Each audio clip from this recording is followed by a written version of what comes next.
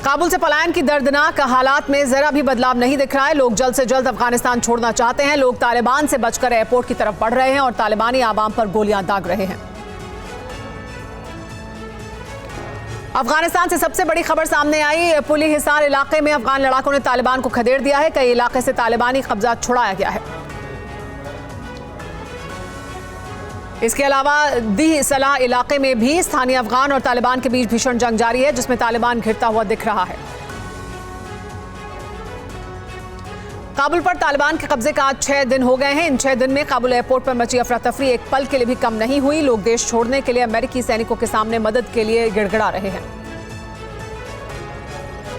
अफगानिस्तान छोड़ने के लिए लोग कुछ भी करने को तैयार हैं। आवाम काबुल एयरपोर्ट के बाहर तैनात तालिबानियों से डरी हुई है। जो लोग खुद देश से नहीं निकल पा रहे हैं वो अपने बच्चे अमेरिकी सैनिकों को सौंप रहे हैं। काबुल एयरपोर्ट के बाहर तालिबानी दहशतगर्दों ने हाहाकार मचा दिया है। लोग किसी भी तरह एयरपोर्ट के अंदर दाखिल होना चाहते हैं, लेकिन तालिबानी उनका दिल जीतने की जगह उन पर गोलियां बरसा रहे हैं। हालात ठीक वॉर जोन की तरह हैं। तालिबान के सॉफ्ट टारगेट पर अंदरूनी इलाकों में रहने वाले बाशिंदे तो हैं ही, लेकिन अपनी दहशत को कायम करने के लिए तालिबान लड़ाके काबुल एयरपोर्ट पर नजरें गड़ाए बैठे हैं। एयरपोर्ट को तालिबान ने चारों तरफ से घेर लिया है। अफगानिस्तान के बिगड़े हालात पर घिरे बाइडेन अब राष्ट्र के नाम संबोधन देंगे। भारतीय समय के अनुसार रात 10:30 बजे बाइडेन अफगानिस्तान से अमेरिकी फोर्स के निकासी अभियान पर अपना और व्हाइट हाउस का रुख साफ करेंगे। तालिबान ने एक तरफ भारत से विकास कार्य जारी रखने की अपील की है और दूसरी तरफ तालिबानी लड़ाकों ने कांधार और हेरात में बंद पड़े भारतीय काउंसलेट में जबरन घुसकर तलाशी ली। काउंसलेट का ताला तोड़कर तालिबानी अंदर दाखिल हुए थे। सूत्रों के मुताबिक तालिबानियों ने भारतीय काउंसलेट में घुसकर कागजात की छानबीन की। इसके अलावा बाहर खड़ी गाड़ियां वो अपने साथ लेकर चले गए। भारतीय अधिकारियों ने अब तालिबान पर वादा खिलाफी का आरोप लगाया है। अफगानिस्तान के पूर्व राष्ट्रपति हामिद करजई और तालिबान के बीच दोहा में अब भी बातचीत जारी है। करजई और HCNR के नेता मुल्ला अब्दुल गनी बरादर को एक प्रोग्राम के तहत राष्ट्रपति भवन में सत्ता सौंपना चाहते हैं। काबुल पर कब्जे के बाद तालिबान लड़ाकों के हाथ अमेरिका और नाटो सेना के अत्याधुनिक हथियार लग गए हैं। इनमें 7 ऐसे ब्रांड न्यू अटैक हेलीकॉप्टर भी शामिल हैं जो 1 महीने पहले ही अफगानिस्तान भेजे गए थे। सूत्रों के मुताबिक तालिबान को अफगान वायुसेना के 40 आधुनिक विमान के साथ हेलीकॉप्टर और ड्रोन भी मिले हैं। इनके अलावा 2000 आर्मर्ड व्हीकल्स भी तालिबान के हाथ आ चुके हैं, जिनमें बख्तरबंद हमवी भी शामिल हैं। अमेरिका ने तालिबान से लड़ने के लिए जो हथियार, व्हीकल, हेलीकॉप्टर, प्लेन और ड्रोन अफगान आर्मी को दिए थे वो तालिबान ने हासिल कर लिए। अमेरिका अब इन हथियारों को नष्ट करने के लिए बम बरसाने की तैयारी में है। अमेरिकी सेना के major general William Hank Taylor ने दावा किया है कि काबुल एयरपोर्ट अब भी सुरक्षित है और 7000 लोगों को निकाला जा चुका है। दावे के तहत अमेरिका 22000 अफगान नागरिकों को भी एयरलिफ्ट करेगा।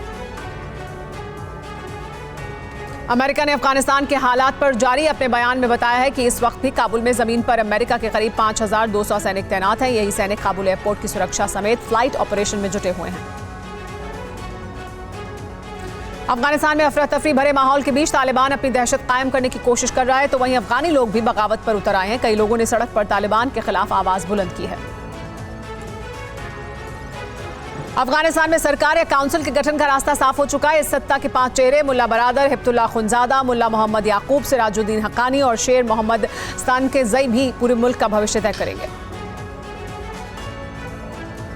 तालिबानी सरकार के 5 सरदारों में से एक तालिबान का टॉप कमांडर शेर मोहम्मद स्तानकिनज़ई देहरादून की इंडियन मिलिट्री एकेडमी से पास आउट है। IMA के बैच 1982 के साथ ही उसे शेरू के नाम से पुकारा करते थे। अफगान संकट को लेकर नाटो ने आपातकालीन बैठक बुलाई है। इस बैठक में 30 देशों के विदेश मंत्री शामिल होने वाले हैं। नाटो के महासचिव जेन्स स्टोल्टनबर्ग की अध्यक्षता में होने वाली इस बैठक में ताजा हालात पर चर्चा होगी।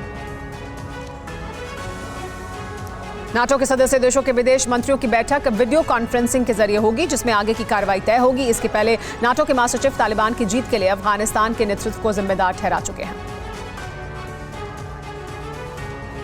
रूस के विदेश मंत्री सर्गेई लावरोव ने आगाह किया है कि पूरे अफगान पर तालिबान शासन नहीं है, क्योंकि तालिबान के खिलाफ पंजशीर घाटी में विद्रोही जुट रहे हैं, जिनका नेतृत्व उपराष्ट्रपति अमरुल्लाह सालेह और अहमद मसूद कर रहे हैं।